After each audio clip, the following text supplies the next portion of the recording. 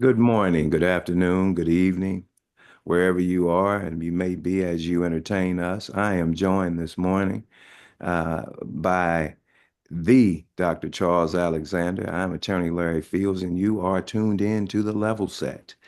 It is a beautiful day here on March the 8th as we continue to celebrate Black history and all of its foundational uh, underpinnings. We are going to engage in a few philosophical topics today that not just to banter about, but to help guide us as we try and traverse this um, life and inside of this criminal enterprise that we call these United States, which is looking more and more like disjointed states and several different nations every day. Uh, but I don't want to belabor the point. Dr. Alexander and I were talking in the green room, as Mike Jones states, about the boycott that occurred on the 28th and the genesis of it. And once again, the misinformation on the slight end and the miseducation, squarely on how we are moving.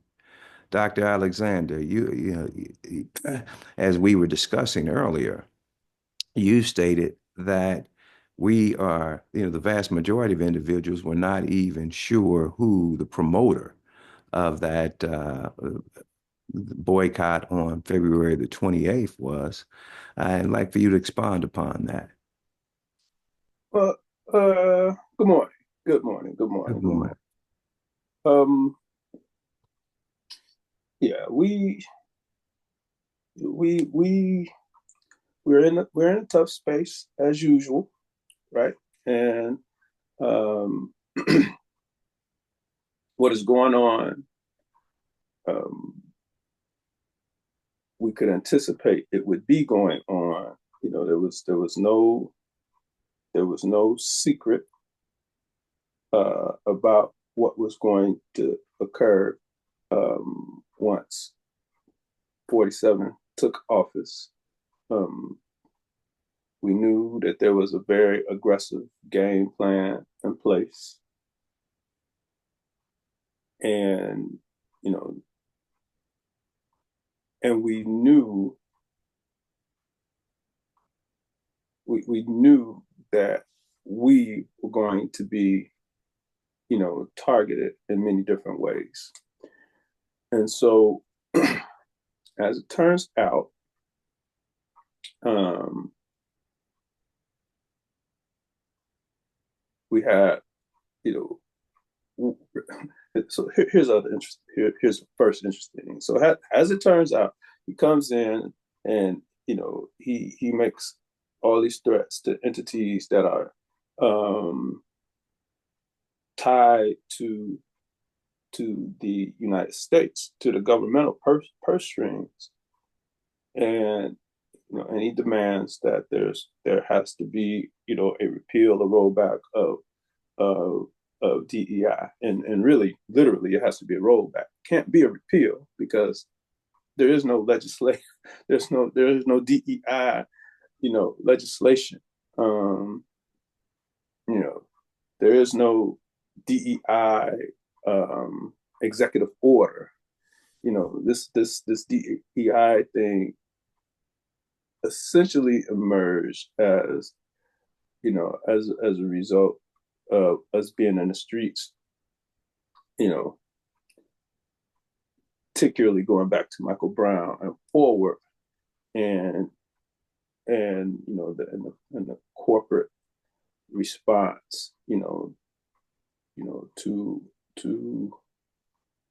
our anger and protest otherwise, and one of the things that that that the alleged well-wishing white folks said was, "Oh, I didn't know," and so in their "I didn't know," they decided to do things that would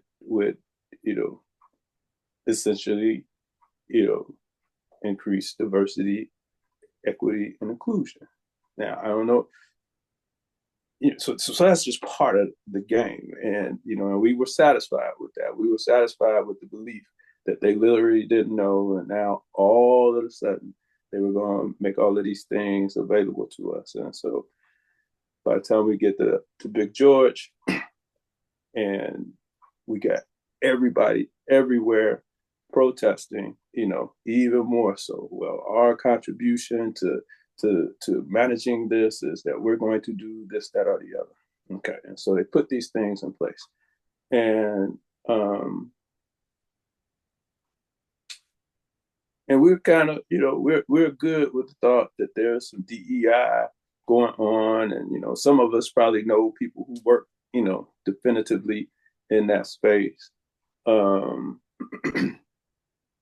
some of us know people who were working in that space before they called it DEI,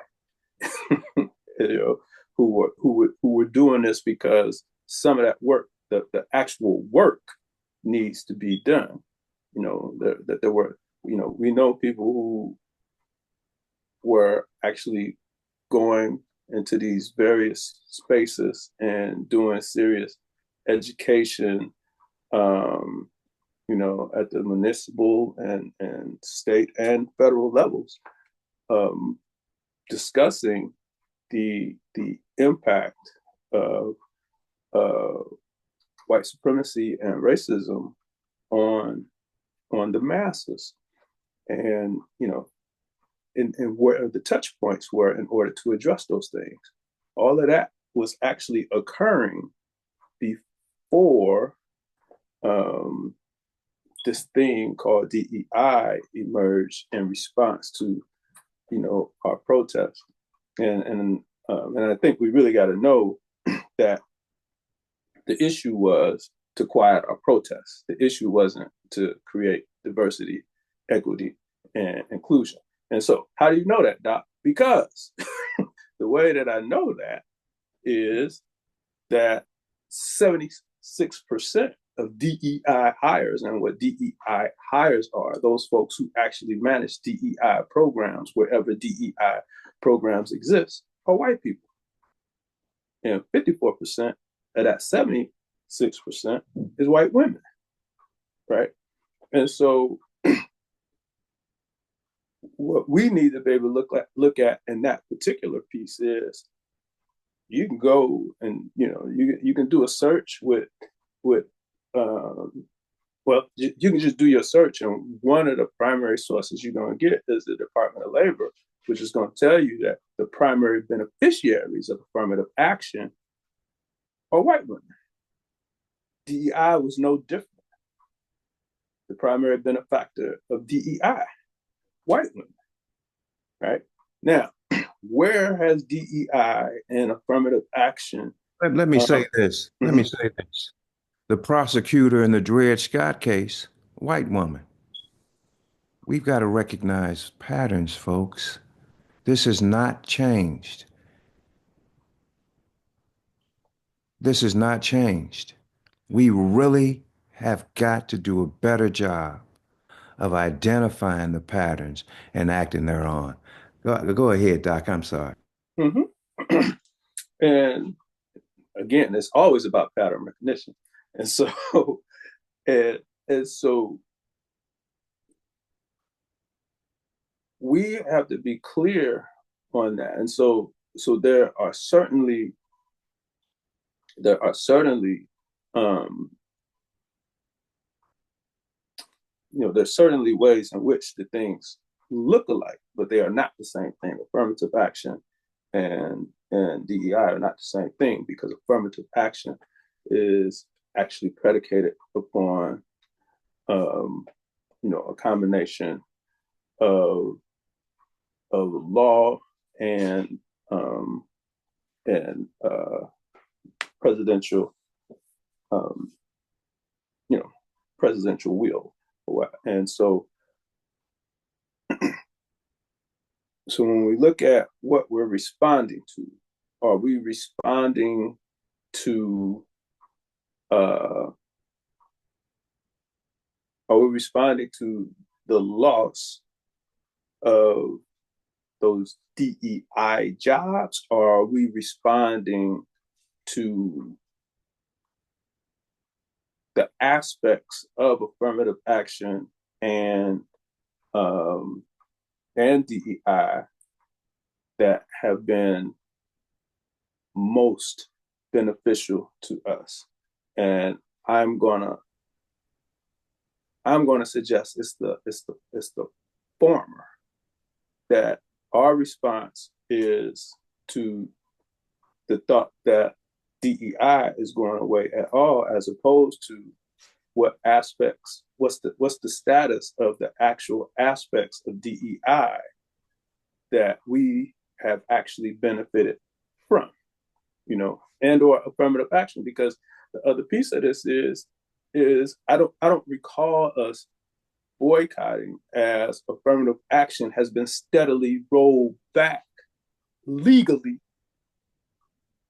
So that's where the repeal has occurred. That's where the repeal has actually occurred in affirmative action, and it's been happening since forever, since That it was put in place. that happened when we were at Morehouse.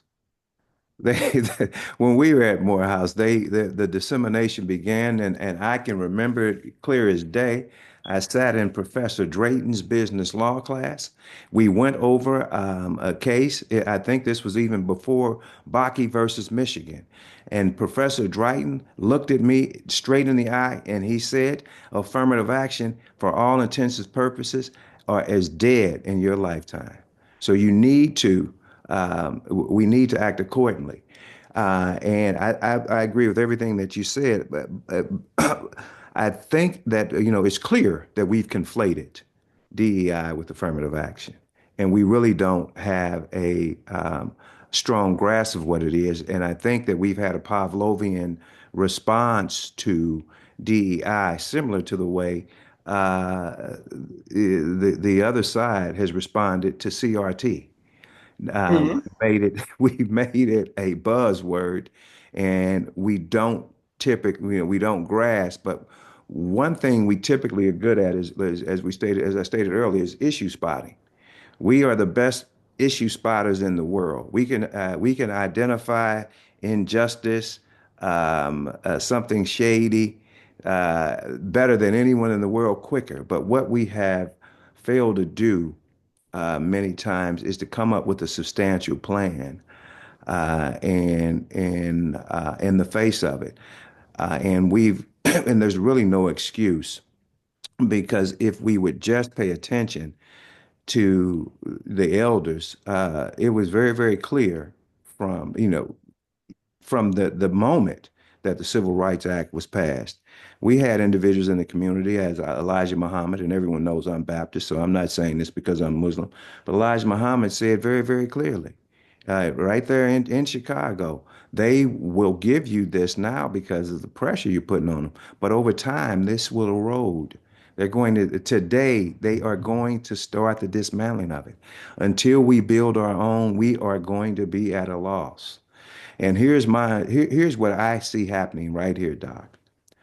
The United States right now, as we are focusing on this very narrow issue, the individuals that are in charge of the levers of this apparatus are attempting to do what they've done across the globe.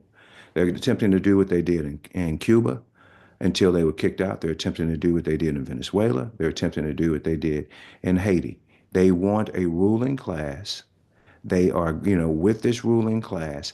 So you see a number of things being imposed at the same time. Let's give the police full immunity. Let's outlaw any sort of protest. Let's privatize everything so we can come in and make this money. Let's take total control of the entire apparatus so you will have nowhere to go. This thing is falling. The issue is, how are we going to respond to what becomes of it?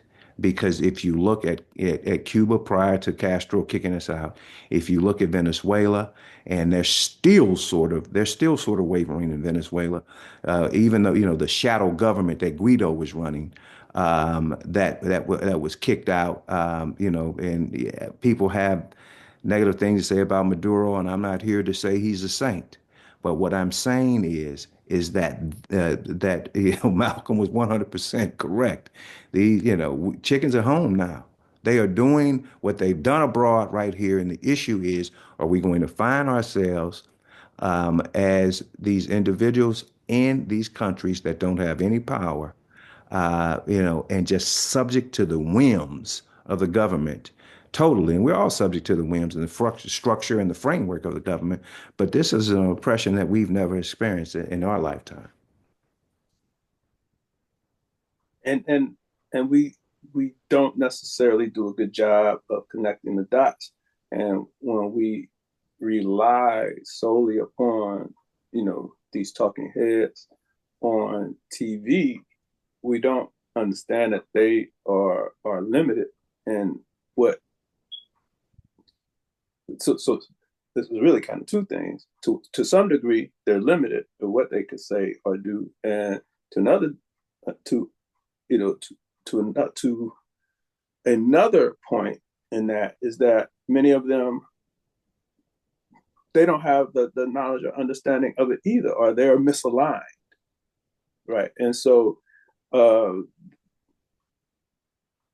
so oftentimes we're not getting news, we're getting commentary, and so in their misalignment, um, what we're getting from them isn't really to our benefit. And so again, so the Ukraine would be a good example of that.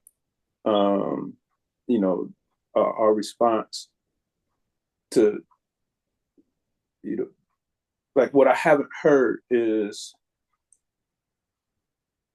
any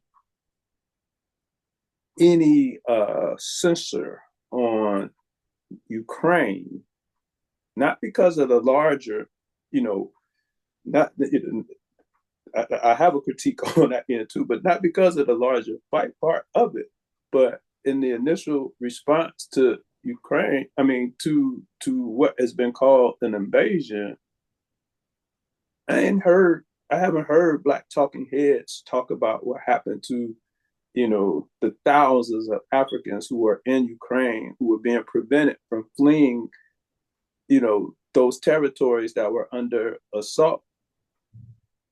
Hmm. Those people had to walk.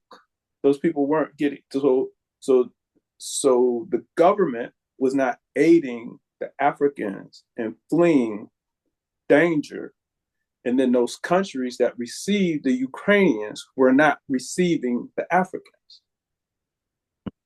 So I haven't heard that come from any of these, folks, in mainstream media. But I just use that again to kind of show that our our international take is consistent with the oppressor's international take, right? And so we don't typically know what it is that we're looking at, and so bringing it back to this DEI thing. So here we have it. We got all of these companies that have been making decisions about DEI since DEI is in place. That's the other thing about this. We mad today. DEI has been under assault since DEI became a thing, and there have been rollbacks. And I don't recall again. I don't recall hearing you know, any complaint about DEI, right? And so, and again, I don't recall any major um, any major response to the persistent and ongoing attacks uh, affirmative action, and those might have gone away because they've essentially gutted it, right? And so, um, nor do we have consistent like so this was the issue, with the previous administration. And again, folks got embroiled in the wrong side of other, you know, um, foreign affairs. Black folks mad, and at different points. So like with the previous administration, we started off mad. Um, we started off aligned with uh, the previous administration in its response to um, the events of October 7th or what have you. So because many of us don't know how the occupation came to be, we continue to believe that this somehow is a lot in alignment with the biblical narrative. So we go with that part of it. The Israelis are the victims and blah, blah, blah, blah, blah, blah. So we riding with that. And at some point, many of us pivot. Some of us were just in a position we already were, but those of us who really, even probably still didn't understand how all of that unfolded, just recognize the wrong that was occurring and the genocide that was being fomented. And so, we move away from the previous administration and we get to this place where, we're looking at genocide, which, if people got to that place, I think it's good that people got to that place. I think it's better if people have gotten to that place, or once they got to that place, they understand that there is under no circumstances in which Israel is other than the aggressor. That's what it means to occupy, right?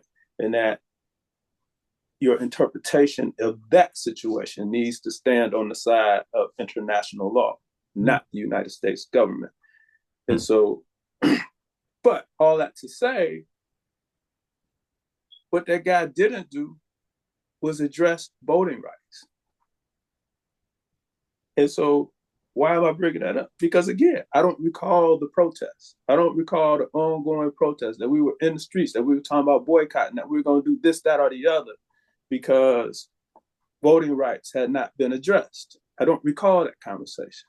All right. So now here we are today, and we've had ongoing attack on affirmative action, ongoing attack on voting rights. We got this thing called DEI, which has been steadily going away. It was really a ploy to get us out of the streets.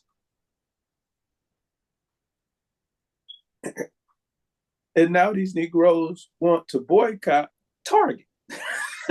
So like, it's like, of all things, how would it come out that Target is the target? I mean, is it literally, is it because of the name? Right? And so we come up, we're gonna have this 1 day boycott. A snowstorm can create a 1 day boycott. The corporate structure is they're gonna survive a 1 day boycott. And so, well, it's not about the 1 day boycott. We're gonna roll with Dr. Reverend Al, da da da da da, blah blah blah blah. We're gonna have this, and so you got all of this stuff floating around, Such and such is saying we're gonna have a boycott. We're gonna boycott on the 28th, and you got all of this stuff on social media, stuff coming to your, your email and to your, into your, text stream. This is what they say. Got all these people's names attached to it, and so on the 28th, we're gonna boycott. All right, except for when none of that Barber, when none of that Reverend Al, when none of that Jamal Bryant, that in fact was this white boy out of out of Chicago named John Swartz. That was his blackout, right? And I'm not necessarily telling you don't blackout don't boycott because it's led by this white boy. I'm telling you, you ain't know who's leading. And you jumped into this thing in a very reactionary way, which is what we typically do. We lack strategy. And so even for those who say, well, the boycotts have been successful historically, yeah, everything in the civil rights movement required strategy, strategy and organizing. They sent advanced teams into these places to take a look at what they were looking at. And then they responded in kind. They very targeted activities. They chose cities because of how they could, where they thought they could do damage economically and where they could literally draw fire from hot-headed directors of public safeties and sheriffs otherwise. Yeah. All of those things were strategic. These were not reactionary moves. This boycott movement is reactionary. And the fact that Let we me ask didn't. you, Doc. Hmm, Hey, let me ask you this. Do you ever remember a single boycott during the civil rights movement where there were not a set of identifiable demands? never, never. What were the demands for February 28th? We don't have that. Give us back DEI. And so, so, and again, and so that's the piece.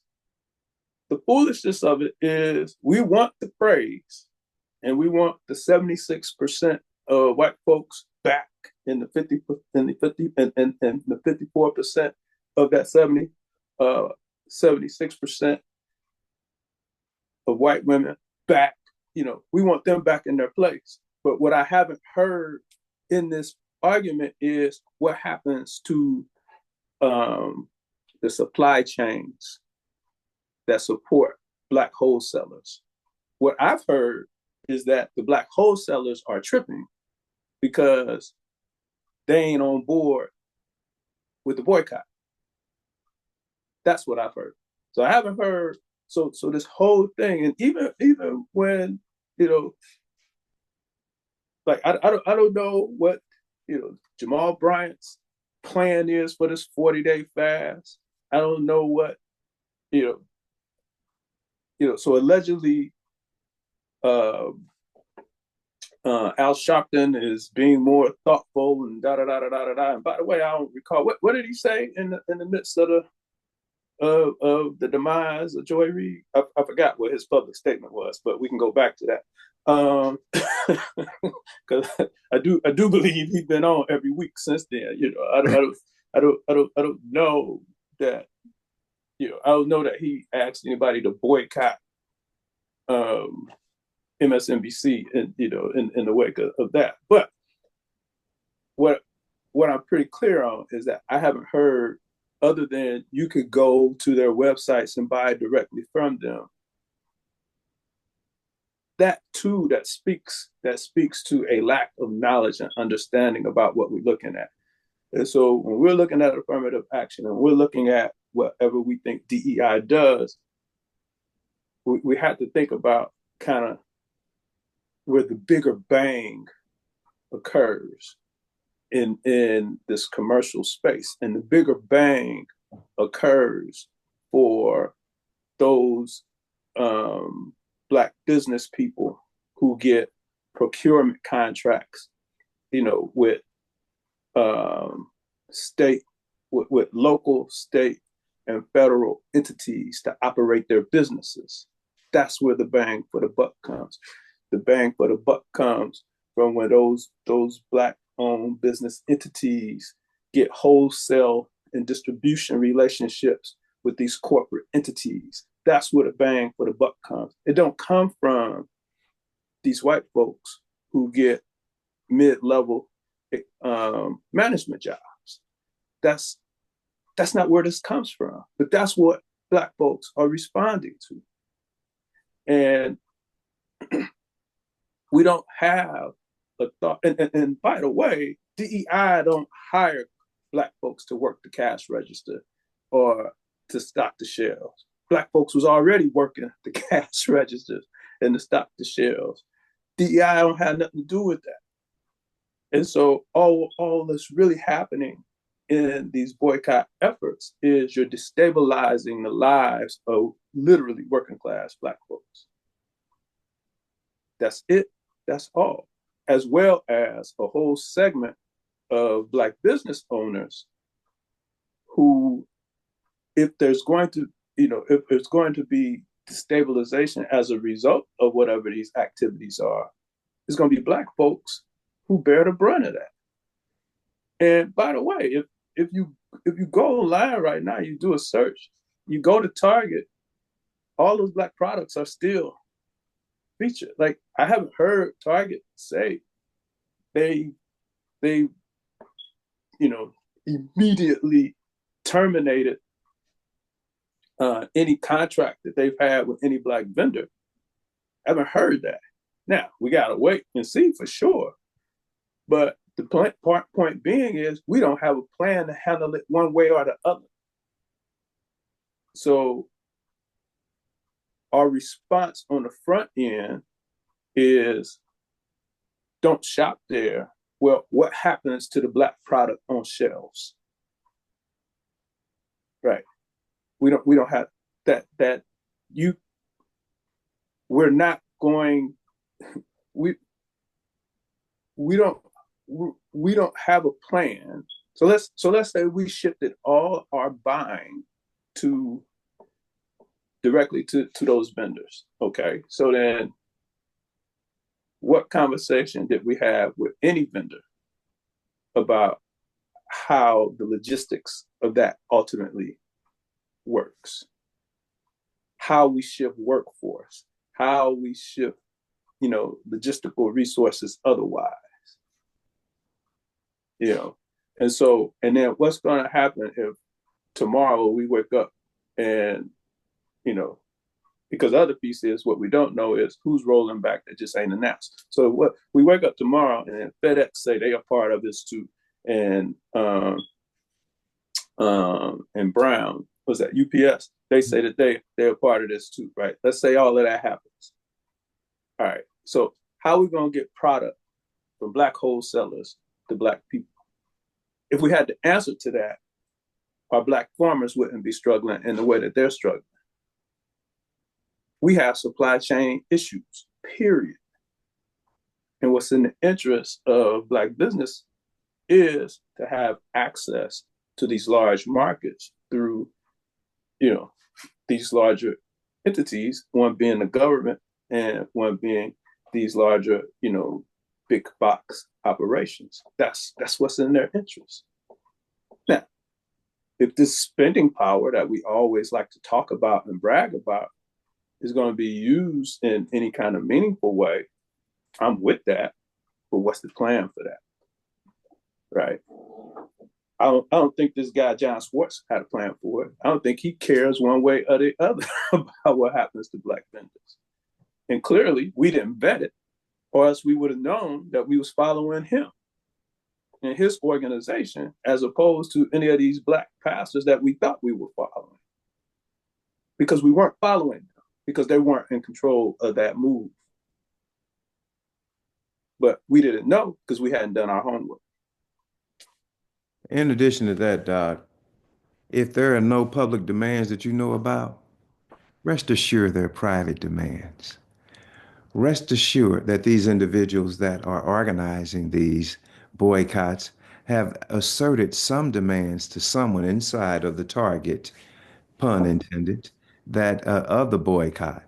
And rest assured that you're being the pawn that's used to exercise power that you will never feel the brunt of, but based on your body, once again, you are being put on the block and paraded out for the benefit of someone other than yourself. You mean like when you go and you demonstrate, and out of the demonstration, somehow or another, a beer distributorship is awarded to your son? That's what you mean? I mean, exactly like that, or either a fast food franchise is given to my brother, things along those lines. Things along those lines. Yeah, things along those lines. So we've seen that play before too, right? And so So we have these folks saying they're acting on our behalf, but who's benefiting, right? We know, we know the immediate damage of, like, we know the target of the immediate damage, or not the target, but the victims of the immediate damage. In this case, it is the Black folks who work disproportionately in in retail, and those Black vendors who have these wholesale contracts. We don't have the ability to absorb all of that. We do And not. and you know, anybody who's who is saying otherwise today is not being honest, or they just, or they're kind of ignorant of the facts otherwise. Um, this requires a longer term strategy. But again, it the other piece that this shows is that we, and it's not that we don't support Black business, but our our um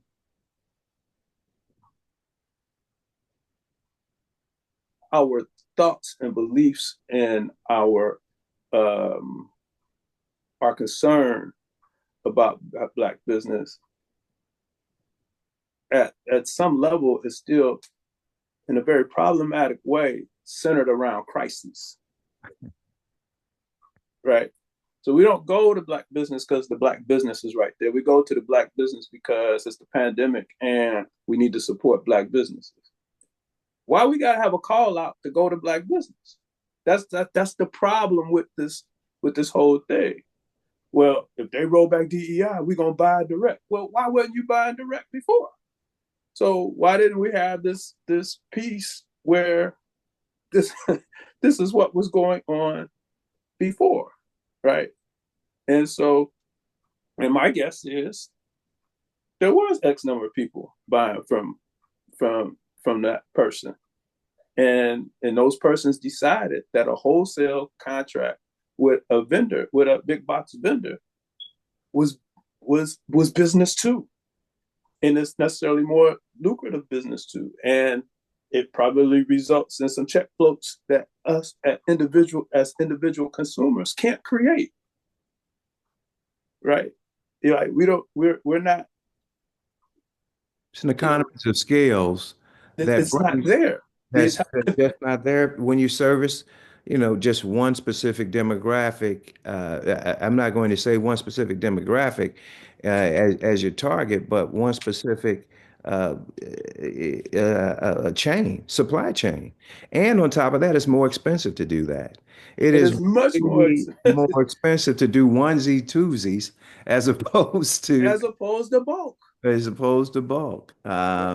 And so I don't I don't have no problem with folks, you know, making a decision based on what, based upon their lifestyle and whatever their values are about where they will and won't shop. I don't shop at Target and I don't shop at Walmart. And but it ain't my desire to impact Black folks who work at Target or Walmart. I don't shop at Walmart because Walmart was already has already made, it, well, I'm not going to say already, I'm going to say continues. It continues to make its racial play, by the way in which it moves, by which it positions its stores and removes the patterns in which it removes stores. All of those things are based on racial demographics.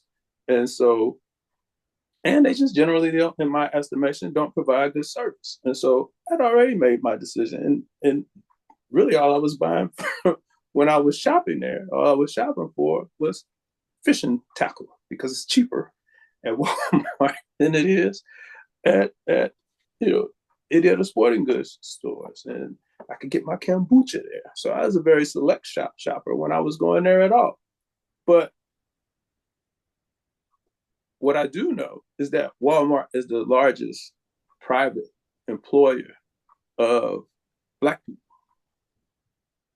So I don't have I don't have no response for that. Where do those people go if they can't work for Walmart, right? And so I don't know what the percentages are at Target, but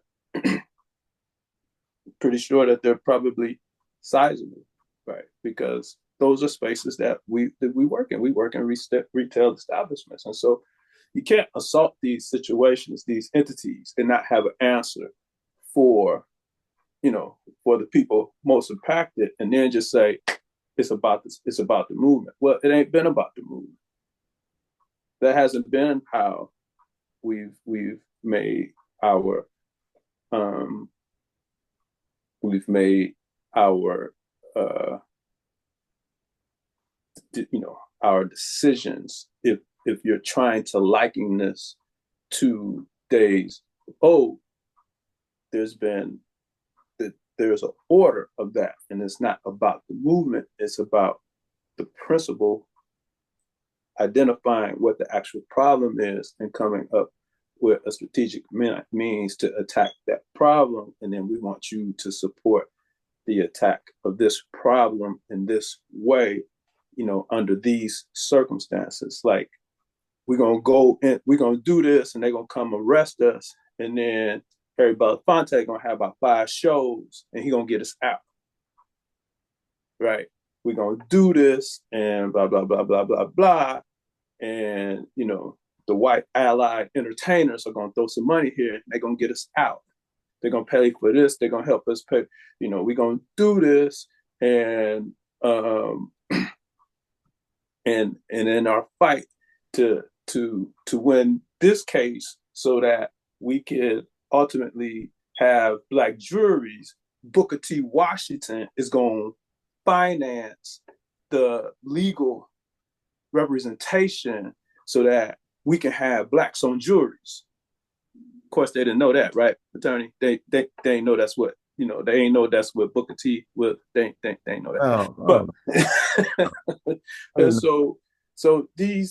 so when we try to cite history to justify our our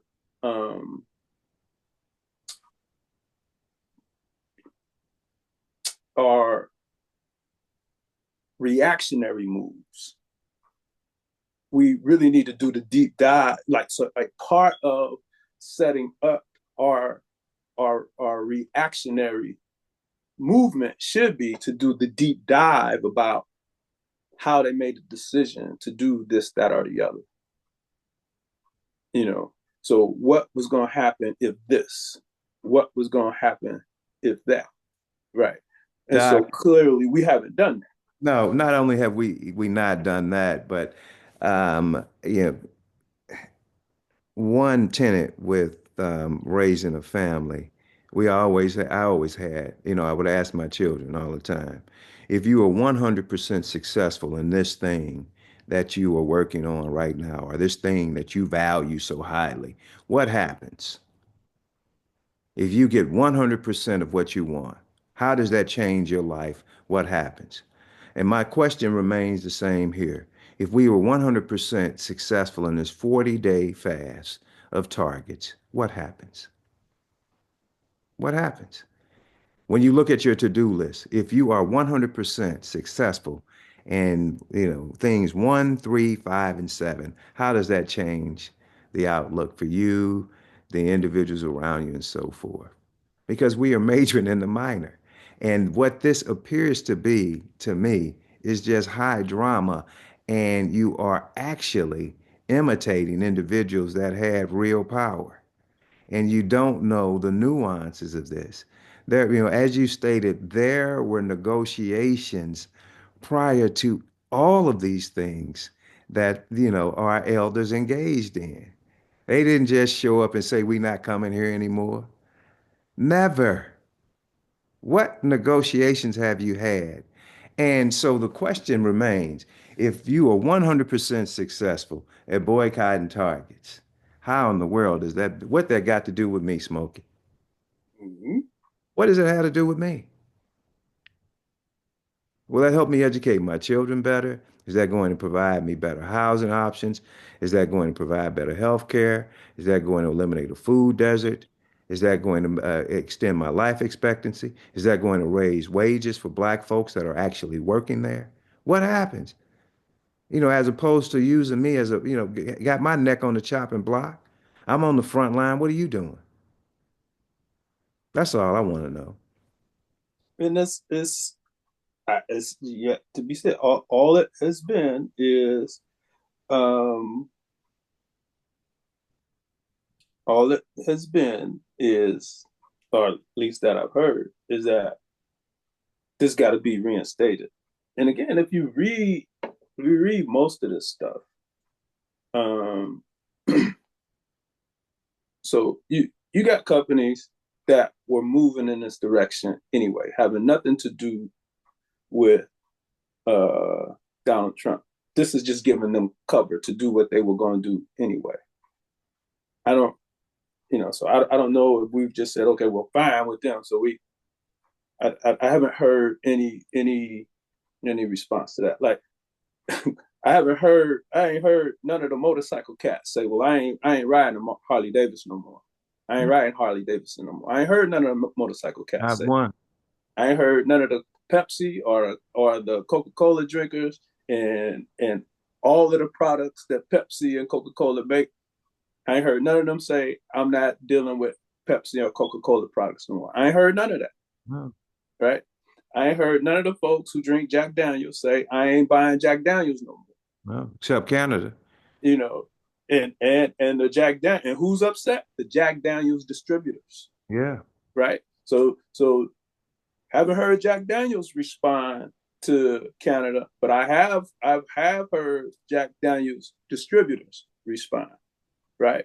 Because that's who gets hurt, and that's it. So they're in the supply chain, and and it's crazy because we'll probably ultimately hear more from those Jack Daniel distributors because I'm sure they're disproportionately white, Hmm. right? So there's going to be some voice for how this kind of how the actions of 47 are impacting folks, white folks in the supply chain. We're not going to hear about how it's impacting black folks in the supply chain. Now you can go find it, but I'm sure you ain't going to just hear it. Hmm. So you're going to have to want to do that deep dive, um, in order for that to occur. But um, but to a point um, that you just made, in any nonviolent campaign, there are four basic steps. One, collection of the facts to determine whether just injustices are alive.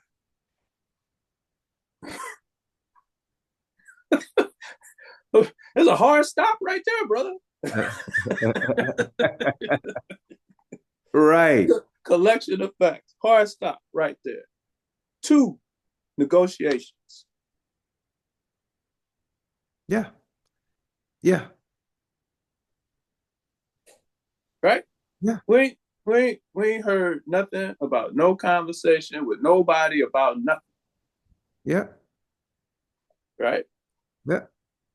Now, what we could arguably say is that we've kind of, what we've seen is the misappropriation, to say the least, and perhaps the bastardization at worst, fasting and purification, because that's step three. Step three is self purification. We ain't heard none of that. Mm-mm. Now, what we have heard, we're gonna have this 40-day fast, so that's about as close as we get to that.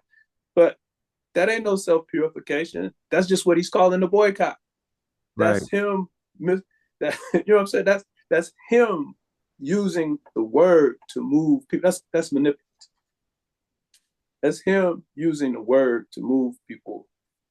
In that manner. Number four, direct action. So we've started with number four. So the boycott itself is direct action. where are the other three steps that needed to be implemented when you decided you was going to use this practice based on its success with Dr. King, Right. you know, or any other of the so I when the students plan the um uh the campaign to desegregate the interstate travel, they ain't just go get on those buses. They had to plan that. Well, we can go back to Plessy versus Ferguson. The way they organized that, they found, Plessy was as fair-skinned as any Find white somebody who could typically pass. that was as fair as anyone is at the NAACP. In fact, the Montgomery boycott was exactly the way Plessy versus Ferguson was. They found out, and when he got on the train, they notified the police. They handpicked him, notified the police. Then, were waiting for it to get to court because they knew or thought that anyone with a modicum of humanity could not see how ridiculous, could see how ridiculous this law was. This man had merely a drop of black blood. And And, and, so and one of the things that they also did with Plessy is that they went to the streetcar entity and said that they were going to do they this, told him and the entity agreed because the entity disagreed with the law. with the law, with the law. So I mean, this is beyond um, the just descent of foundational movements. I mean, you are taking the tip of the iceberg and applying it, and it is almost performative, if you will, because there's really nothing that we gain if we are 100% successful based off of what we know. And it plays right into the hands of this administration as they are, making moves to essentially colonize America all over again. But and they're colonizing black and white folks. And, at this point, and we are falling for this shell game, and it's almost as if we are. This really is reminiscent of a high school um, act of disobedience. I mean, because there's really you appear to be powerless if in fact the only thing you can do is dissent instead of build. We have the wherewithal to build an alternative structure, be it small as it may. We have the wherewithal to do that and to begin to cultivate something, but you continue to act as just as recalcitrant children, in my opinion, wanting to be a part of something that has never wanted you, and we continue to act as if we are truly Americans. It's almost embarrassing if you peel back the onion. It's really um, it's a step back. It really to me. And the other part of this, again, and this is um, where we're struggling with our analysis of the problem.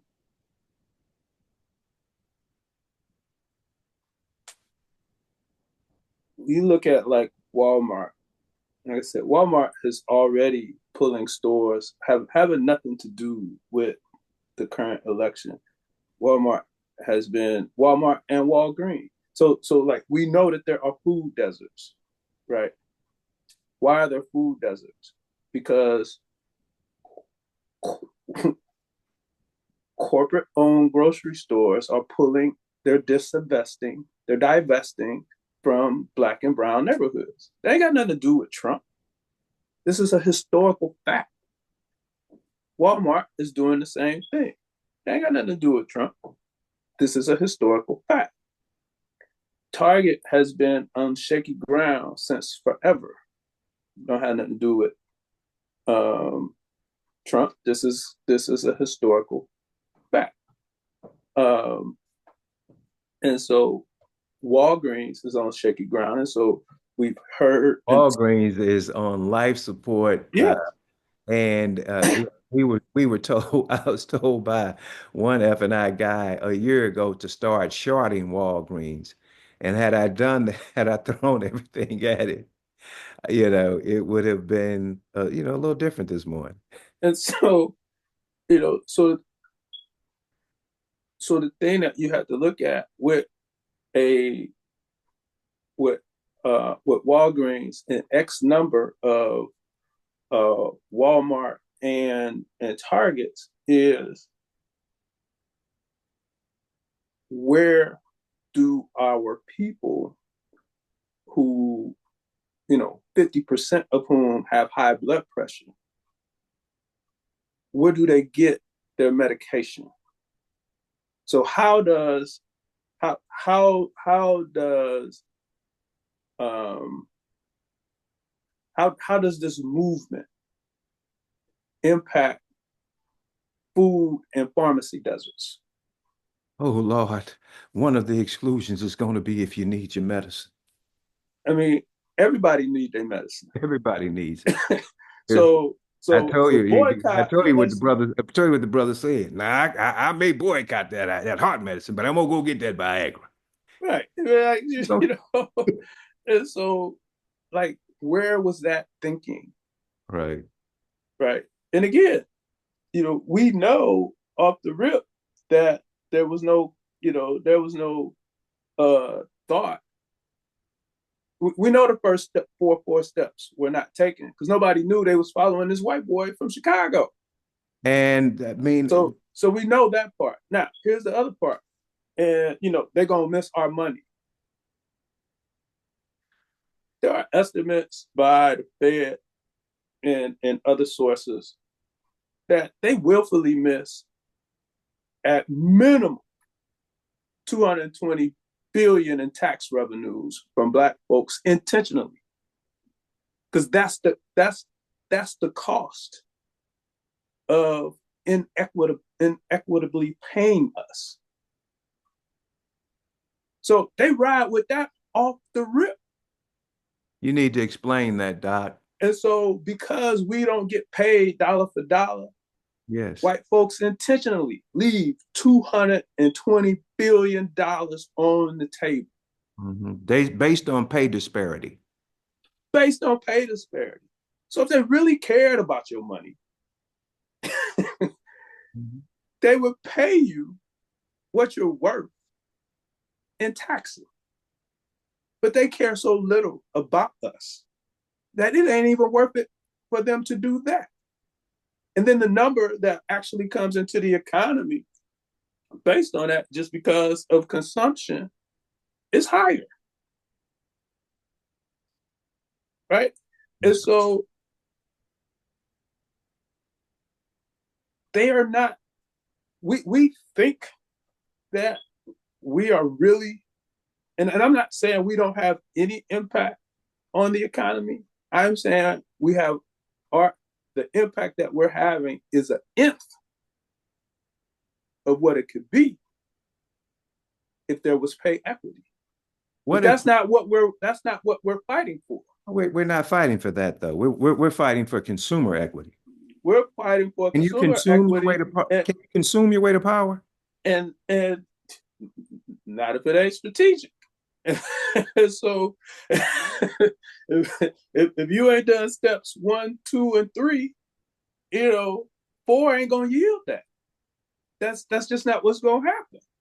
And so but what I did, what I remember hearing from the same folks, many of these same folks who are saying they're aligned with this DEI boycott foolishness, is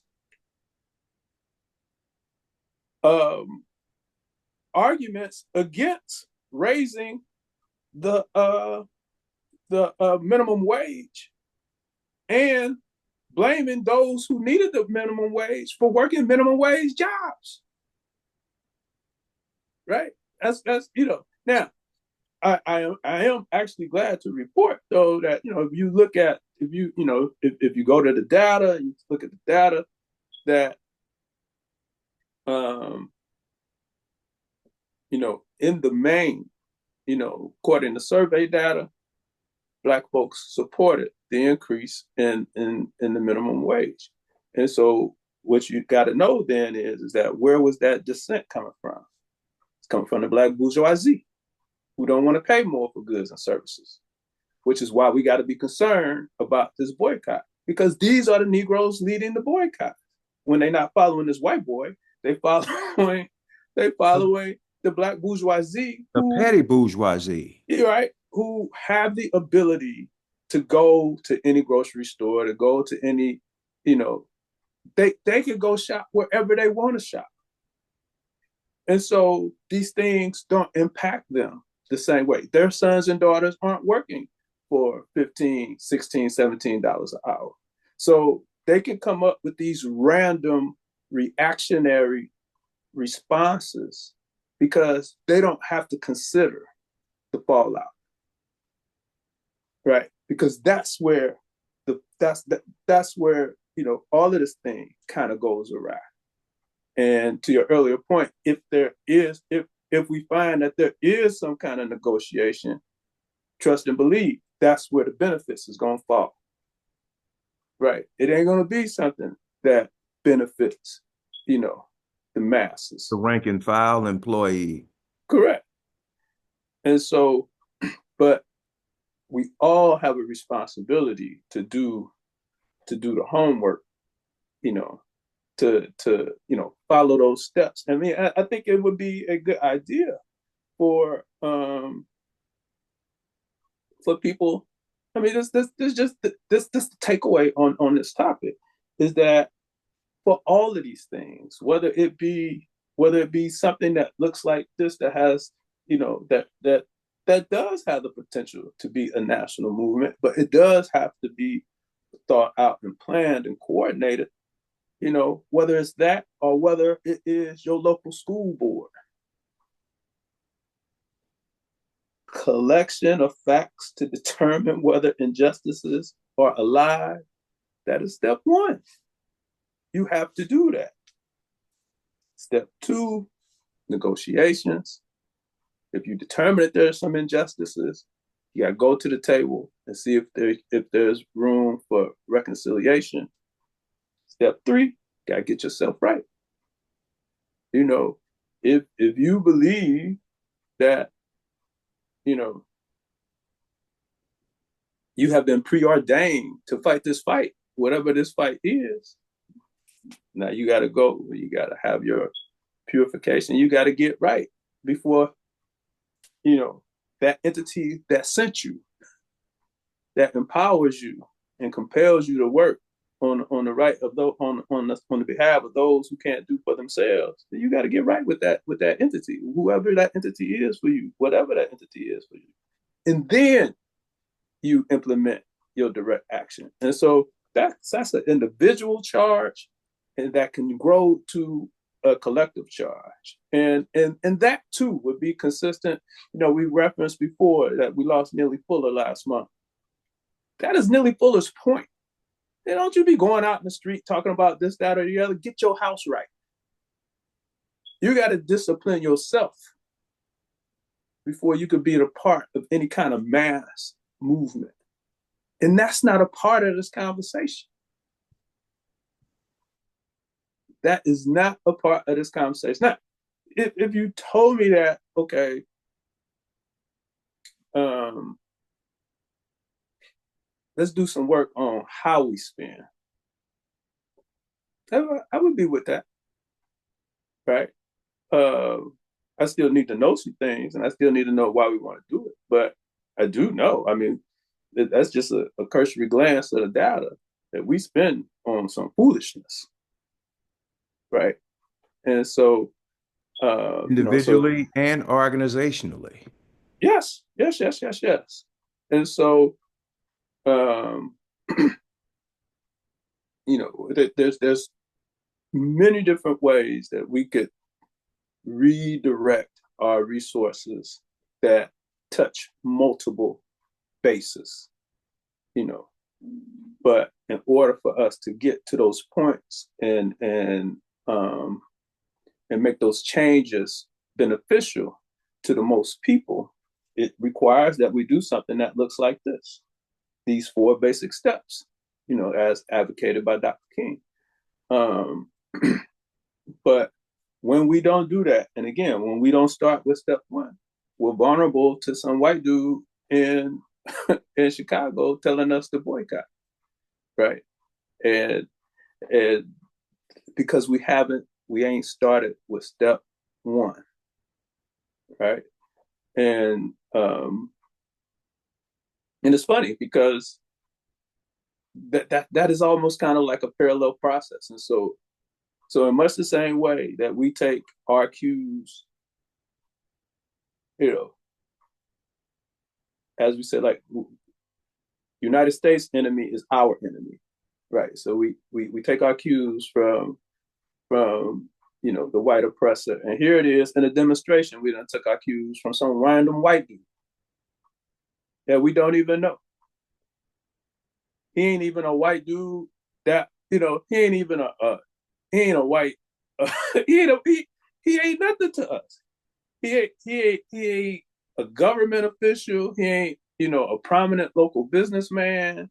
He's not he ain't a prominent this ain't Father Flager. This ain't this ain't no athlete, no entertainer. This ain't nobody. This dude named Joe Schwartz. and black folks is running behind him. I mean, I know why he doing it, because white folks is getting hurt by this piece. He's certainly not doing this for us, right? And that's that's really the takeaway, is that there is a way to do these things. It's got to be strategic. If it's not strategic, by definition, it's reactionary. And anybody that you had this conversation with, at best they're gonna tell you, "Well, I'm sure they got a strategy," but that's all they're gonna have for you. Well, And there is I'm sure they nothing got in a the strategy. past of anyone at that table that would suggest that there's a strategy that has my best interest at heart. And No. and Jamal Bryant is one of our Morehouse brothers. And we have no shade on any of them. But the bottom line is, it is what it is. And the thing that really is just blows my mind, I had the fortunate of clerking with Judge Algernon Marbley, the Sixth Circuit of Ohio, federal judge. And the very first oral arguments we had, that I was a part of, we sat on. He asked one of the attorneys, Doc, after he made his argument, well, what do you want? And the guy couldn't tell him. He put the court in recess, took me in the back, and told me, I better not ever find you anywhere before anybody not knowing what you want. That's 101. 101. And here you are putting the jobs based on this brilliant analysis that you provided today, you're putting the jobs of countless black folks at issue. You're putting the jobs of black business people at issue. You are putting the jobs of medical issues, of medicine, and some folks rely on their flu shots and their COVID shots for their targets and so forth. You're putting all of Mm-hmm. that in jeopardy, and you don't. And first of all, you haven't told me how that benefits me at all. Second of all, if the CEO from Target picks up the phone and calls you, what are you going to ask for if he tells you, he catches you coming out of the shower and your wife hands you the phone, and he says, okay, you got me. What do you want? What would you tell him? Do you know? We've got to do a better job. See, the one of the issues that we need to struggle, we really need to come to grips with, is that King is an anomaly, and that based on his profession, um, we have it's lended itself to a number of individuals that think that they could arise to that level that do not have the foundation that he had. And I often wonder what would have happened if he was a psychologist alone, or if he was a doctor alone, or if he was an engineer. Would we have all of these makeshift individuals that are trying to lead us that do not have the wherewithal to do it, nor the background, nor the foundation? So we've got to be careful, and we have such a fear of God that we impute it to individuals that are in the clergy that oftentimes have not earned that. I'm not sure if they even have favor with God, but we continue to defer to them. Religious men have always, some sort of way, at least caused pause with strong men. And so we got to be careful about this. That's, it's a lot to be learned from that evangelical movement as well. How these I mean, these, white political figures have encapsulated the respect that you get from a religious movement into their political practices and tied those all into one. There are a lot of moving parts here that we have not considered, Doc. And and and even when we talk about Dr. King, the little understanding that we have by definition ain't enough, right? So first of all, we don't really have an appreciation for the complexities of the person that we call Dr. King. We do And not. so the little bit that folks know, just literally kind of based on the statement, just mean it ain't enough. We don't know the little bit that we think we know, right? And so why was Dr. King a great strategist? Because Dr. King, you know, he lived and breathed that first statement, right? The collection of the facts. This guy read everything, Everything. studied Everything. everything, right?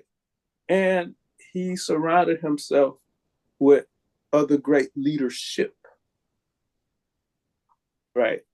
And so um,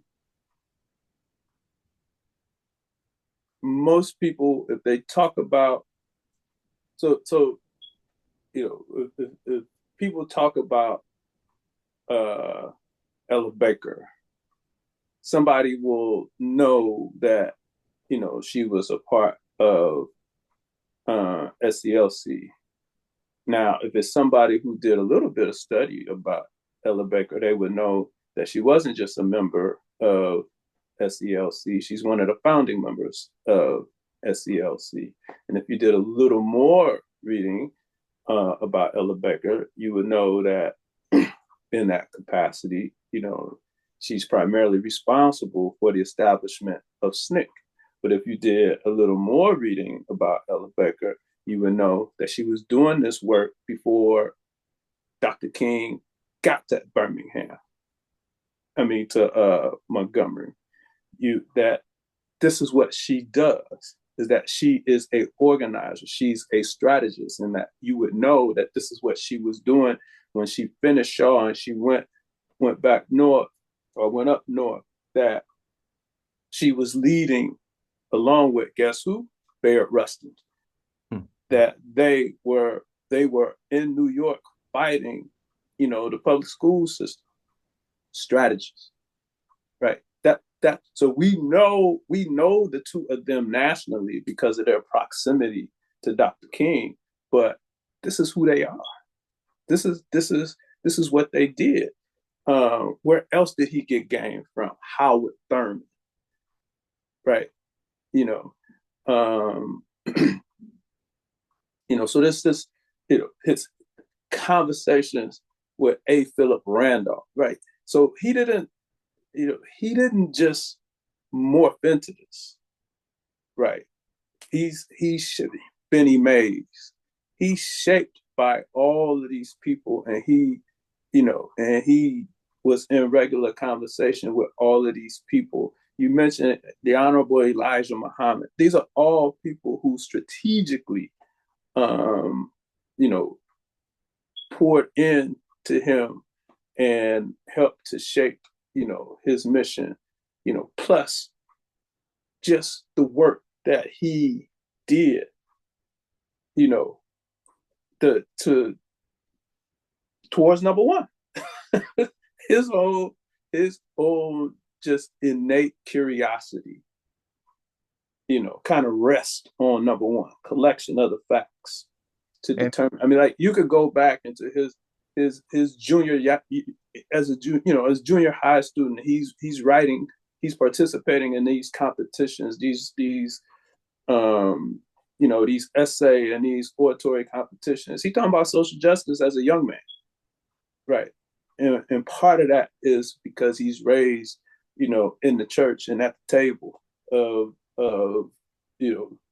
Dr. King Sr., right? And so all of these people, are a constant in his life. And so he's learning strategy all along the way. And so we're not seeing, this reactionary, impulsive piece and things that he did. And we're not seeing that in other aspects of, of that movement, right? Those students in Nashville, they didn't just start doing that.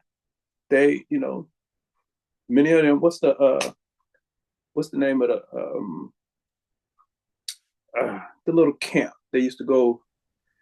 They used to the name of it is losing me. I'm losing it. I'll come up with it at some point. But all of these people would go the Highlander camp, and they would go to that camp, and they would learn how you do this stuff. You know, Rosa Parks didn't just sit down that day. She was already a part of the movement. She worked with Edie Nixon, who was the local head of the NAACP and the Brotherhood of Sleeping Car Porters. They already had a movement. There was a movement that existed. They were already demonstrating and protesting and, you know, and conducting the negotiations in Montgomery. All of that stuff was happening before Dr. King came. There was already strategy. There were already tests where they were sending women on the bus to sit down. All of that was already happening. You know, now Rosa Parks. I understand that many of the clergy met in Phoenix a few weeks ago, and out of that, a number of them came out and stated that they were going to support this 40-day fast of targets, but no one has told me what the with them, you So know. why they meet in Phoenix? I don't know. So Because the what black entity what Phoenician, black entity it sits in Phoenix? So did they meet at a HBCU in Phoenix?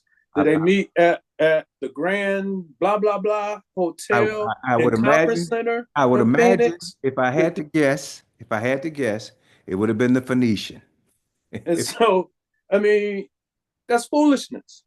I mean, it's great that okay, so they went and da da da. Why didn't they just meet at Jamal Bryant's church? You know what I'm saying? Like, so it's in that you see, because that's the people's money they spent to go do that. That's right. And then somebody was like, our pastor wasn't invited. Let's send him. And so then they had a special offering to send their pastor to some meeting in Phoenix. Yeah. Is Target headquartered in Phoenix? No, they're in I think Dayton Hudson is in Minnesota, sir. That's where that is. Yeah, I think that It's no, not in Phoenix. no, sir. I believe And they're in so, Minnesota. But yeah, right? And so, Minnesota. so why Phoenix? You know what I mean? It's like we got to be paying attention to this stuff. We're playing dress up, man. I mean, Come on, we this is got to be. Oh my gosh, this is we got to be cosplay. paying attention to this This stuff. is cosplay, man.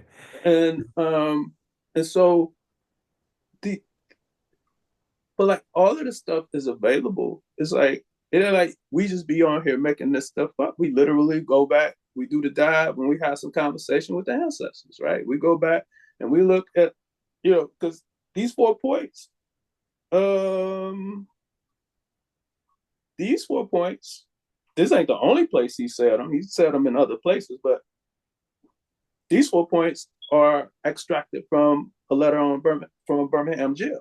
That's And correct. so I mean, That's if if we're gonna and do this thing, we'll talk about that letter. How many of them could write that letter with, in the jail on envelopes or and napkins? ain't none of them doing that. How many of them could come up with a strategic letter They like that? they not doing that work. That's the That's what whole I'm point. saying. That's what They I'm saying. not they And not and doing that work. And let And me go on so the record and say, I have not been to Target since this. I am a product of a union family. My father was an IAM 57. He was a journeyman SMAR with what is now Boeing. I would never cross a picket line in my life, nor would I cross a boycott that was not antithetical to or tangentially related to something that may be in my community's best interest. So I'm not doing that. But what I am saying is what I'm saying. Go ahead, Doc. yeah, I mean, it's it just can't be hard. When you look at these things, um, we can't. It's just disheartening that we are the same vulnerable over and over and over again. That's the best word for it. It's disheartening, and the hook to things being disheartening to me is depression. I have found myself depressed based off of where we are and the lack of just self-awareness and how even those that prior to W.E.B. Du Bois's evolution that would be considered the talented 10th are really stuck in no man's land and Mm-hmm. without a formidable plan, and we continue to amplify our stark opponent without looking, like you said, looking into ourselves to see what in the world do we need to do for us. There's no them in the vast majority of these programs. If you sold anything, the number one thing you need to understand is that the person that you're talking to should be thinking, what's in it for me? And the issue is, what's in it for me? What is the them for me? I mean, we are to the point where we think we're just supposed to get behind something because we are, we're black. No, it should make sense. It And should make and sense. yes, and we have to understand, like, with folks I've been going back and forth in this conversation with, I don't have a problem with boycott. I've been boycotting Shell since we was in college. You and I both. You and I I don't both. have a problem with boycotting, and I don't go to Dave and Buster's. I don't go to Dave and Buster's because when Dave and Buster's opened, it was not their intent to serve black folks. Well, but And my boy Greg Booker, who was in my wedding, his stepfather bought Dave and Buster's. He and a group bought Dave and Buster's, and that's when I changed. But I was on the same thing with you. His stepfather used to be the president of Edison Brothers. Greg's mother was a brilliant lawyer from East St. Louis. Um, and Peggy Newman is her name now, but it was Peggy Booker. She, put herself. She was a they psychologist. own the franchise now. They They own the own the entity. whole. They bought the whole thing. And so This that was could 20 change years that. ago. Yeah, This is so 20 that years could ago. change my thing. But I was done with them. Yeah. And so now, point well taken. But But so I'm not opposed to boycotting. I'm about let's let's have some thought about the fallout. And really the other part of this, and this too is what my conversation with those that I'm having the conversation is that really it should be about lifestyle. And so you have to make decisions about how and where you spend your money. You know, like part of the reason, like I don't in my neighborhood, I don't just not go to um Walmart. Well, Walmart is gone, but I don't just not shop at um at at Target. I don't shop at the grocery store either. I shop at the local grocery store. I don't shop at the big box grocery store. I shop at the local grocery store because the local grocery store it's called Walt's. They got a store in Homewood. They got a store in South Holland. I think they got a store in Tinley Park. They might have one or two other stores elsewhere, but it's a local grocer. They source as much as they can, local brands, and they hire black kids, right? And so that's where I shop. And not that the Walmart didn't hire black folks, and not that Target didn't, but that's more of a colonial power, and that's the other part of this conversation. I mean, like, so if we're gonna have an issue about these entities, let's have a broader, more like so what relationship do these stores have to the communities that they reside in other than some kind of imperial, you know, One way you know, relationship. yeah, yeah. Yeah. Like what value do they bring? You know, now the politicians will say, we want them here because they bring jobs. Yeah, they come in, they bring jobs, then they negotiate some kind of crazy tax relief that their presence doesn't impact, be beyond the convenience of shopping. Their presence doesn't add any economic value, you know, any maximal, it doesn't add the maximal economic value to the community. And so these are things that I think we have to continuously, have people, have conversations about. But the issue isn't boycott. The issue is we're not doing steps 1, 2, and 3 before we get to the direct action. I think that every entity in our organization, I mean, in our community, should be viewed with that. What value are you adding other than parking and traffic congestion? Yes. Uh, many of our churches are in some of the highest uh, uh, mobility areas in the world. What impact are they having? Black team mobility areas in the world. What impact are we having? So I mean, we need to value everyone like that, but we just assume that everything is, and we don't question anything. Well, I think I think we've done a very good job of analyzing this, and we're not saying not to boycott. We're just saying that this needs to be done strategic, and this Whatever should your not, direct action is, boycotting or what have you. or what have you, but it should not be an act of political masturbation. And because it is not, it doesn't appear to be producing what it should be, because we don't even know what the benefit is for us, and we need to quit going into these And unilateral. we don't have the resources to make mistakes, We do not. right? And so we can't be reactionary and lose the little that we got. Because again, we don't have the ability to take care of whoever could be displaced, from these actions. We don't have the ability to purchase the inventory of these black businesses that weigh in the balance, right? If we had the ability to do what we say we do it, then our black farmers would not be struggling in the manner in which our black farmers are struggling because we would already have supply chains that, you know, that help them move their product to market, right?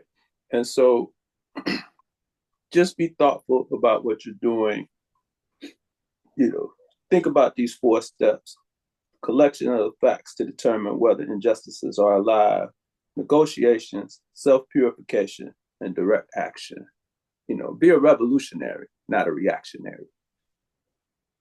Exactly. And that is that sums that up. Real quick, I want to talk about the with the last few moments we have, I want to talk about the St. Louis mayor's primary that we had. And from with 100% of the precincts reporting, we had Kara Spencer with 68% of the vote, Tashara Jones with 38% of the vote, Michael Butler, a good Kappa brother of yours, 25% of the vote, and Andrew A. Jones with 14% of the vote. Now, 68% of the vote for the entire city of St. Louis, rounded up to 23,785 votes. 33% of the votes for the city of St. Louis, rounded up to 11,582 votes. So is that self-injurious behavior? Did you say injurious or interest? Injurious. It is self-injurious behavior. The city of St. Louis is sitting on, uh, $500 million to be put to the wishes of the next administration in the city. And based off of the results and based off of some of the polling data and comments, there has been a total lack of distrust with our current mayor. And I can tell you, I went to a couple of town halls. The talent between her and the others is striking. She's far better suited for the job. And she has a better plan, uh, in my opinion, than the others. And I'm not endorsing anyone on this show.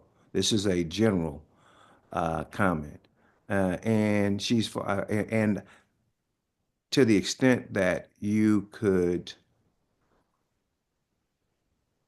I won't say trust, because that's too strong a word to give any politician. But she's the least untrustworthy, if I could say that. The others, I found even during this campaign, they were still evolving the way they were grappling with one of the issues, which is state control of the police force for the city of St. Louis. One candidate, 2 weeks prior to the election said that he was for the state coming in and he wanted them to pay for it. Then he changed his tune. Well, Tashara has always been against that.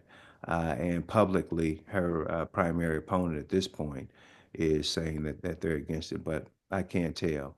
So, I mean, there are just some critical things here, but it's just these are things that we can control. These are in our control. You don't have to boycott anybody to do that. I mean, and only, we're talking about less than 100,000 people voting, less than, yeah, a little more than 60,000, 70,000 people voting. I mean, so, I mean, that, And what number do we know of that number? Do we know what our percentage turnout was? uh, I can find that out. When you talk about you mean the black community? Yeah. Okay, I can find that out. And again, so this is a thing that's just is crazy to me, that we're gonna sign on and go do this random boycott with this white boy from from Chicago, and then not vote. Like, are you paying attention to your relative interests or not? I'm talking about the governance of your city. And so if you got energy for DEI, you got concern about DEI, you got concern about affirmative action. Don't that translate to identifying and securing the leadership that makes that so at home, right? And so, I just this thought just somehow or another that it is that staying at home, you're gonna show them, So even if you're disgruntled, well, I'm gonna stay at home. Because ain't neither one of them. Da da da da da da. There are real things at stake here. There are real things at stake here. Like we don't really contemplate these things in terms of the allocation of the resources, right? And who's green lighting this and who's green lighting that, right? So there's it's going to be, so it's X number of folks saying, well, it been, it don't look like this for me, regardless of whoever, blah blah blah blah.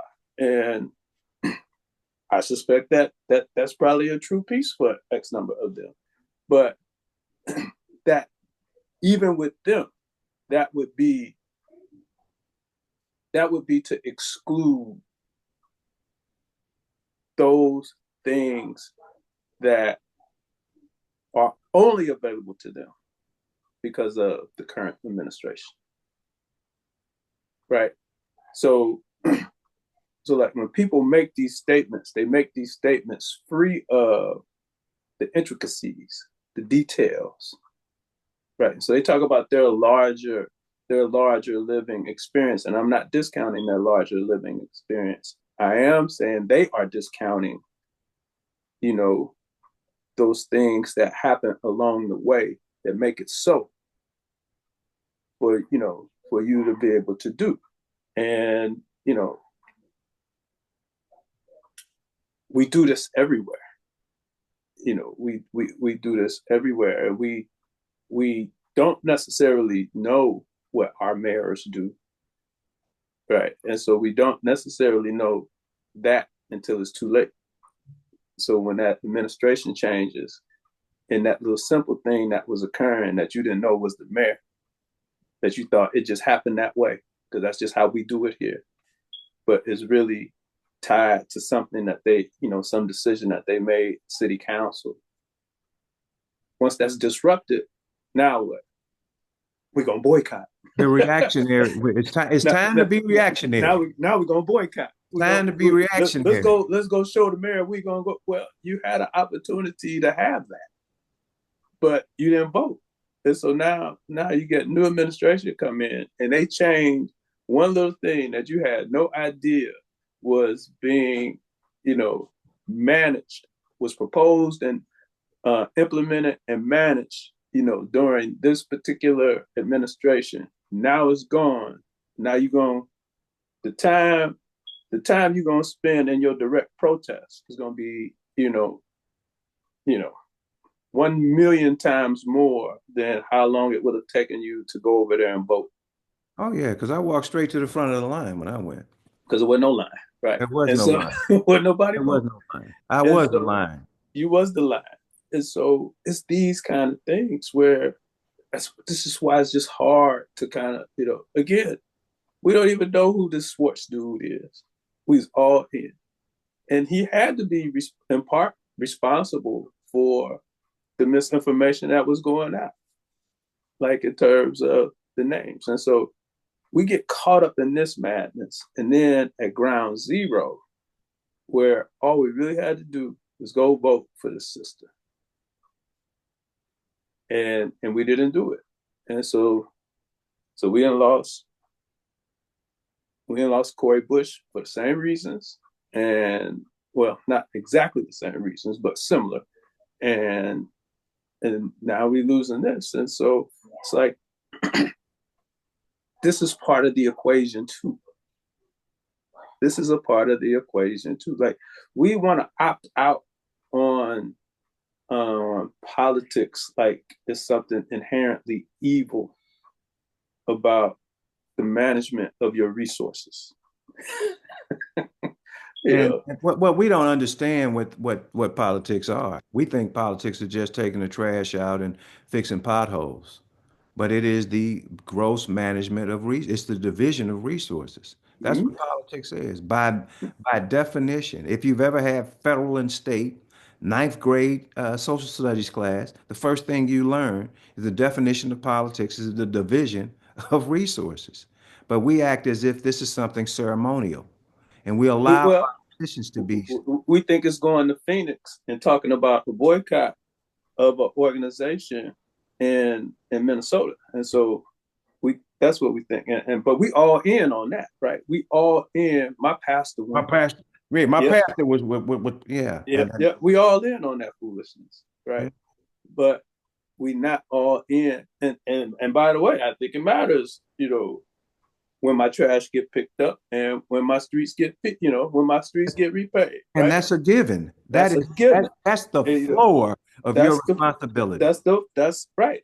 All of those things are political decisions, and so we those things have to happen. Depending on what city you in, there's some relationship between you know the operations of your public schools and the mayoral office. And so you got to know what that relationship is, depending on the city and or municipality that you live in. We're not up on these things, and when when it's stuff that we don't like, you know, again, we'll skip all the way to number 4 and be like, let's, we first of all, most of the time we don't even protest, right? So it got to get really bad for us to protest. Most of the time we really just sit and watch, and take it and talk about again why we ain't gonna vote the next time, only to make whatever the issue is worse because we're willfully, um, we're willfully, well, we're doing kind of what they want. I mean, I'm sure the opponent Exactly. was like, "Cool, y'all ain't gonna vote." that that more for me. That's Yep. that's exactly what the opponent says. And so, um, this is just kind of this is all part of the struggle where we don't. I mean, because you apply those same 4 points to political strategy, right? And so we're not doing our fact finding so that we know why we need to vote, period. And so if we could move to that, you know, start there, why we need to vote, and then why we need to vote should then, inform who we vote for.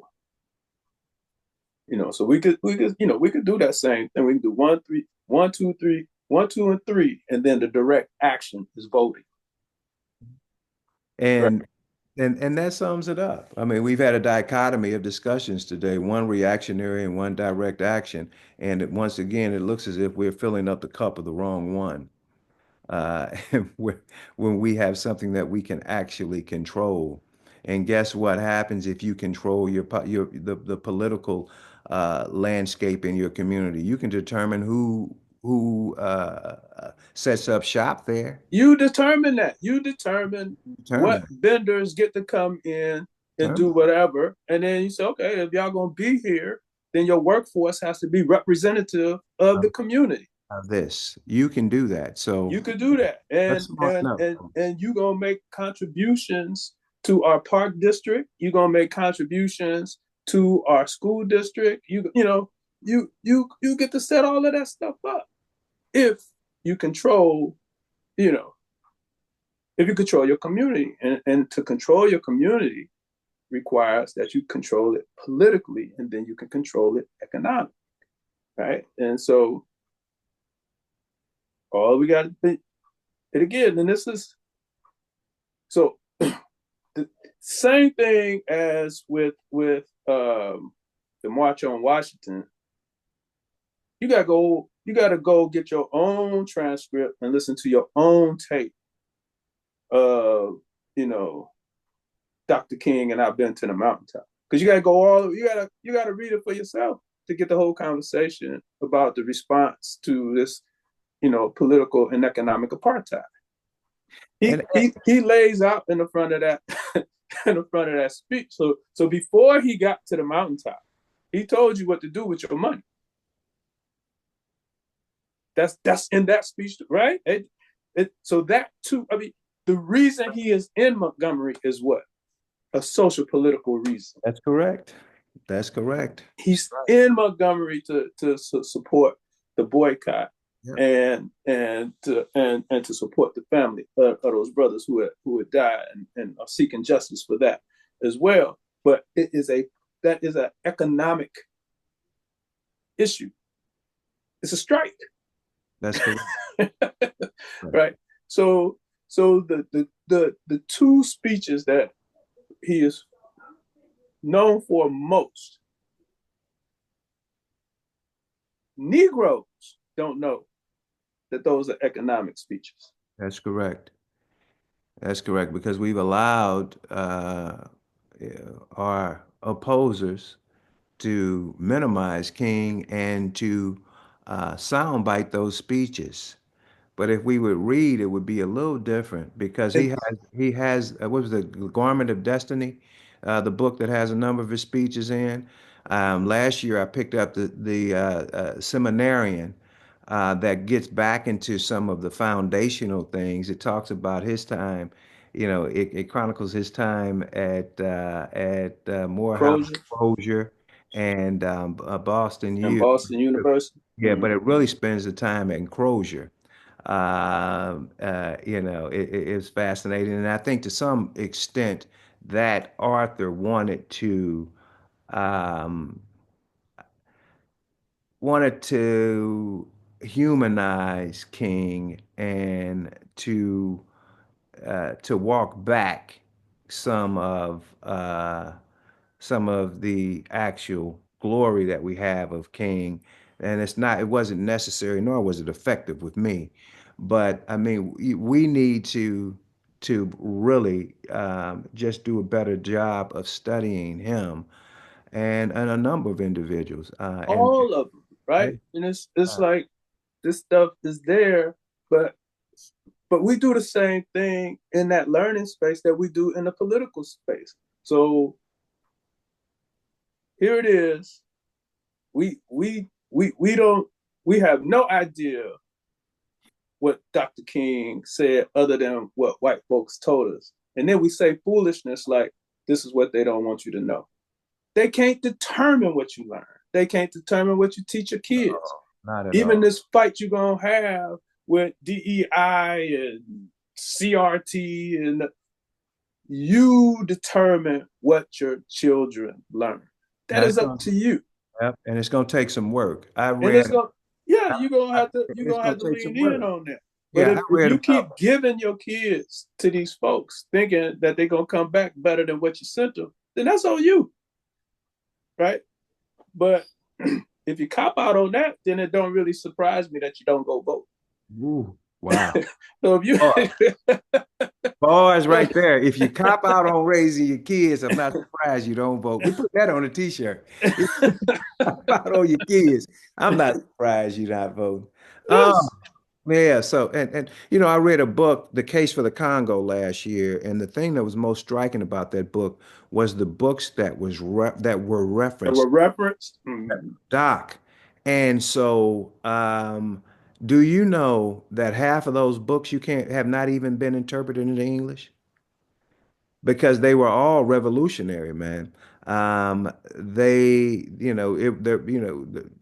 were some great books that I was able to get and follow along. But man, we have to go where I'm getting to the point where I don't think knowing English is going to be enough if you're going to be a scholar. I see why Well, back in it never was, yeah, and yeah. but we live in this ethnocentric piece, and we done bought in. Like I I I was actively being encouraged while we was in school uh to like double down in Spanish because I had been studying Spanish since I was in the seventh grade, and so um when I got to Morehouse, I kept doing well, and I just didn't want to do it, and I didn't have a foresight, and I never should have walked away from that. Oh, I should have, like Professor Gallo, she knew, like they were having that conversation. She was like, Carlos Alejandro, right, you you need to go and do study abroad. right. She was talking about internet. She wasn't talking about you just need to go and learn Spanish. She was like, Uh-uh. you need to take this and you need to get into that international business space. And she said, now you need to make it an immersive experience. Like, so you go and you work at this company and then you live with a family. Mm-hmm. She was encouraging that. Mm-hmm. And I pivoted Mm-hmm. on that. Now some of that was just kind of my my you know my Charles L. Alexander, 18, 19-year old arrogance because I already, I was doing pretty good at finding places to work. And I wasn't always cooperating with the business association. So that was me in my infinite immaturity. But fast forward to now, I could I I could literally have psychology in Chicago on lock if I had continued my studies in the Spanish language. I Hmm. could easily corner 2/3 of the market Hmm. because I mean, and that's that's any source. That's individuals, that's schools, that's anything because we don't have enough Spanish speaking um, uh, clinicians. And of course, even when we're having that conversation, we ain't even talking about the Spanish speaking folks who look like us. Right. There's a whole market for them that ain't even being serviced, That's correct. right? And so, but just kind of going back to your we we we have to know that it is absolutely at our best. It's not just an academic exercise. Foreign language is not just an academic exercise. It is a necessary tool, and not that I can't get back in it even at this time. I contemplate that, and but because the other part of that is this is the other strategic part of it is that could to do otherwise contributes to our isolation. That's correct. And so we are kind of stuck dealing with what we're dealing with because their enemy is our enemy. And so, like this clown the other day, he writes, another one of those orders, English is the official language. Da, da, da, da, da, da. Water is wet. And so then, but for the marginalized group, that's just justification for not doing that little extra, you know, academic work, right? Well, ain't no need of me doing that, blah, blah, blah, blah, blah. Well, he ain't make that rule for you. No. And so we continue to isolate ourselves. We don't, I mean, really, we only go to the Caribbean to vacation. Right. Like, can you count on, five fingers, the number, brothers and sisters, that's doing any kind of commercial work with anybody in the Caribbean? And so, I can count. I tell you what, I can count more than I could last year this time.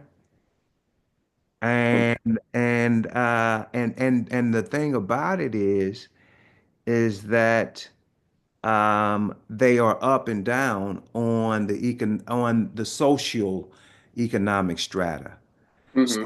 we've got some guys that would be considered petty bourgeois, but we also have some individuals that are retired military and that have owned like nursing, healthcare programs and so forth that are now thinking along those lines. And And that would be great. it's Yep. not more than five. It's not more than five, though. Well, but we got to start somewhere, and so Right. that there are five. That's we got to start somewhere, and I know the issue ain't that it ain't nobody. The issue is that it ain't enough of us, Mm-mm. and that little bit that we got, if it doesn't grow, then it lessens the ultimate impact. But even with that, we also have to know that it ain't nothing romantic about that. Right. So like when folks, we need the da da da da da and da da da da da da da. Yeah, we do. But again, these are lifestyle Mm-hmm. changes. So we need to go back to Africa. Fine. If you want to be an expat, go. But you need to make sure that everything you got here is square, because infrastructure ain't that great in some of these other places, and so you're gonna still need to have that ability to exercise both. So the whole thing is that whatever it is, it got to be these same these same four steps, you Mm-hmm. know. And so we have all of these black communities, south and southwest of us, you know, that a body of water separates us from. And we don't have a real meaningful relationship with those places. Many of us, if we go at all, don't even experience the place because we stay in Outside an the all inclusive, resort. right? We don't never leave the resort. Mhm. And so all of this is, you know, political and economic capital that we leave on the table fundamentally because of the barriers that are presented by language. And so since we can't communicate, we don't trust each other. And then we start to make the even more foolish thing is that we ain't the same because of the language. And in that way, we identify more with the aggressor than we do with the person who we looking at ourselves in the mirror, looking at ourselves in the mirror, but won't talk to him because he don't sound like the aggressor. Mhm. And so we struggle with that. And so we don't do good business with black folks who look like us that speak Spanish. And we don't do good business with black folks who look like us who speak French. You know, shit, we still struggling to do business with the black folks who look like us that speak English. And so we but we gotta be able to deal right with the information.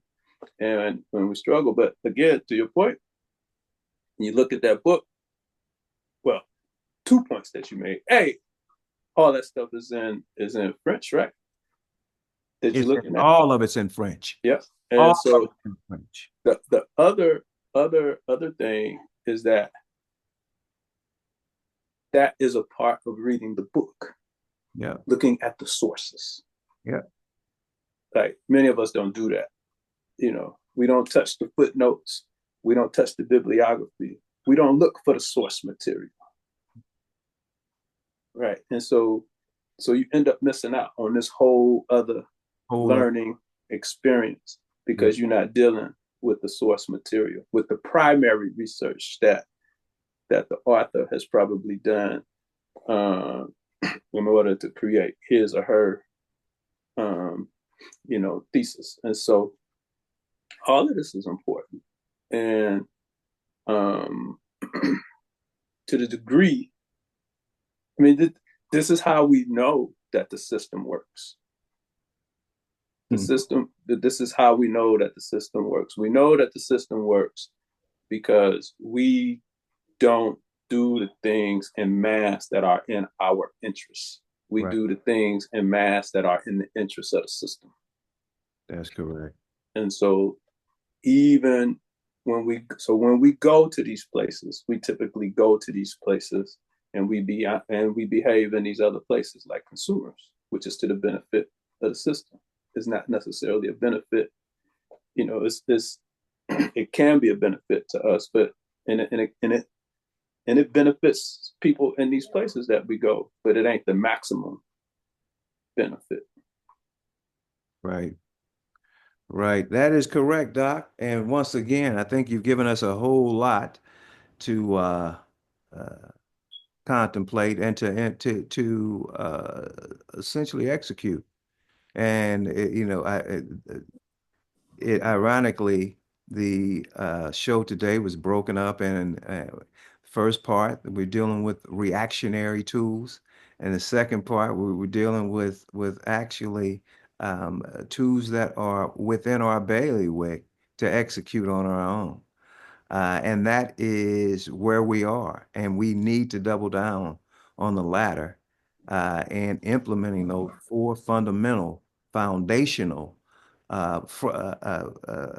framework issues that you talked about with respect to number one, fact finding. Number two, yeah, go ahead, Negotiation. negotiation. Number three, self purification. Purification. Number four, Number four, direct action. direct action. If you start with the direct action, you are a reactionary. That sums it up. You start with direct action, you're a reactionary. So we want to thank you for joining the Level Set. On behalf of myself and the Dr. Charles Alexander, we appreciate you. And if you are tuning in via YouTube, hit the like and subscribe button. And we'd love to hear your comments. Otherwise, if it's the Lord's will, we shall see you next week.